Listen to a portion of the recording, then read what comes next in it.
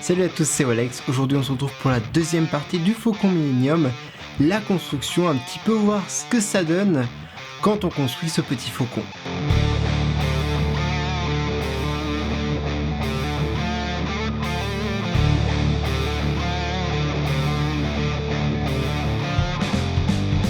Sans plus attendre, on va s'attaquer à la construction du faucon. La première partie de la vidéo est disponible dans la description pour que vous puissiez regarder un petit peu l'unboxing et un petit peu le premier avis que je peux avoir de ce produit de chez Revell.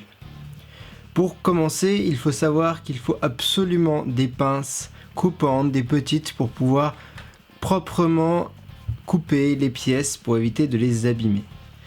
Lucie, qui m'accompagne pour cette petite expérience, s'occupe de la peinture, surtout des couleurs, car je suis daltonien et je ne peux pas savoir quelle couleur est quelle couleur, donc elle s'occupe de la couleur. Elle a fait un petit doré sur la partie juste avant que vous avez vu, qui était très difficile à faire. Elle a réussi grâce à du orange et du jaune.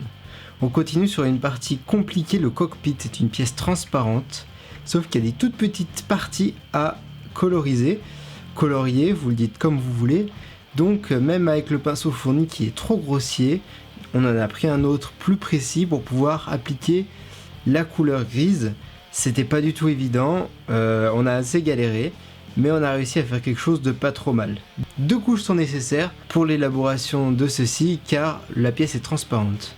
Ensuite nous passons au noir, pareil, 2 couches obligatoirement sur les pièces plates. À droite vous voyez Lucie, à gauche c'est moi, et j'ai fait la pièce principale. Pour moi c'est le cockpit du Faucon Millenium. L'intérieur, pas évident, mais en même temps ça va, c'est facile, car il y a plein d'interstices, donc la peinture reste bien dedans.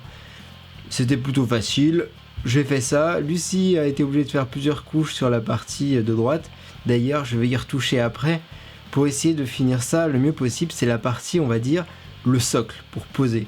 D'ailleurs ça me fait beaucoup penser à l'Enterprise. Je sais pas ce que vous en pensez, les fans de Star Trek, dans la description.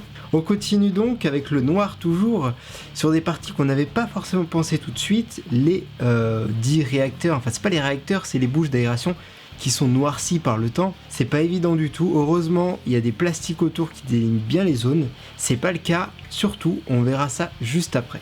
On continue donc avec la création d'une autre couleur. Donc là pas besoin, on a du bleu basique, on utilise toujours les 4 couleurs primaires, enfin les 3 couleurs primaires.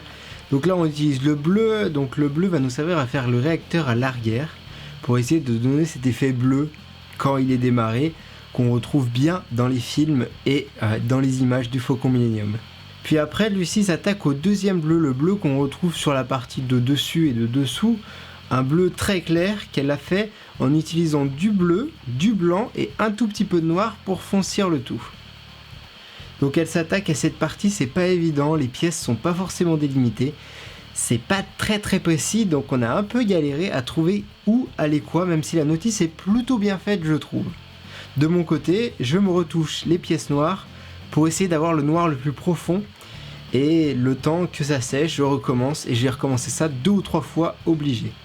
Alors que j'utilise de l'acrylique bien sûr. Lucie a été obligée de me remettre du noir pour une 3e couche, comme je vous ai dit c'est pas évident, le noir n'adhère pas tout de suite, donc j'ai dû recommencer plusieurs fois, donc pensez-y, prévoyez du noir. On s'attaque au rouge, et oui le rouge est bien présent sur le faucon, on le voit bien sur les nouvelles versions de la bande-annonce de Solo, j'attends avec impatience le film.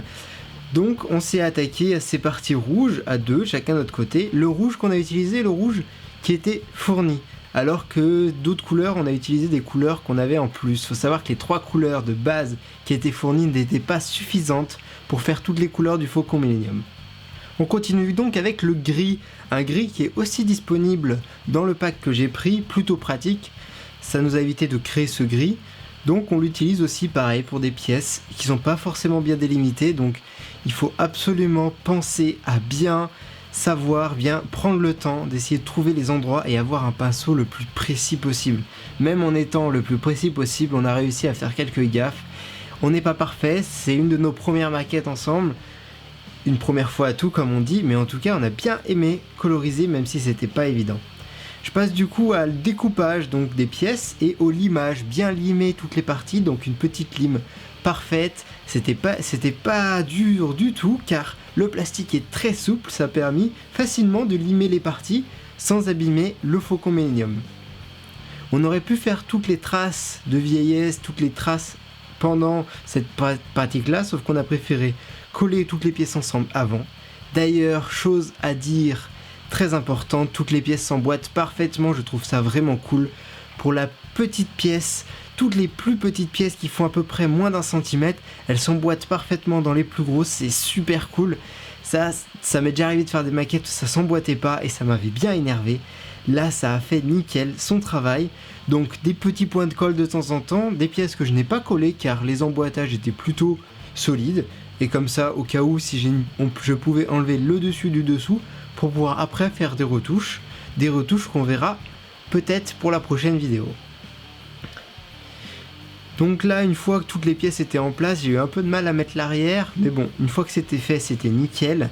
Ça a commencé à ressembler à quelque chose, et donc je vais vous montrer 2-3 plans de ce magnifique Faucon Millenium. Vraiment, je suis plutôt satisfait.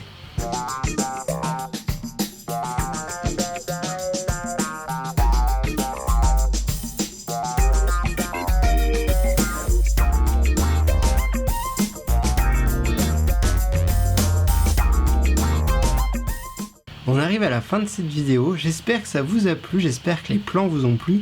Le montage est pas tip top, je suis désolé, j'ai essayé de faire du mieux que j'ai pu avec ce que j'avais. J'aurais préféré faire autrement, mais là c'était pas possible, la maquette nous a pris quand même 2 heures de notre temps. Je vous laisse mettre un commentaire, un pouce bleu, à vous abonner si c'est pas déjà fait.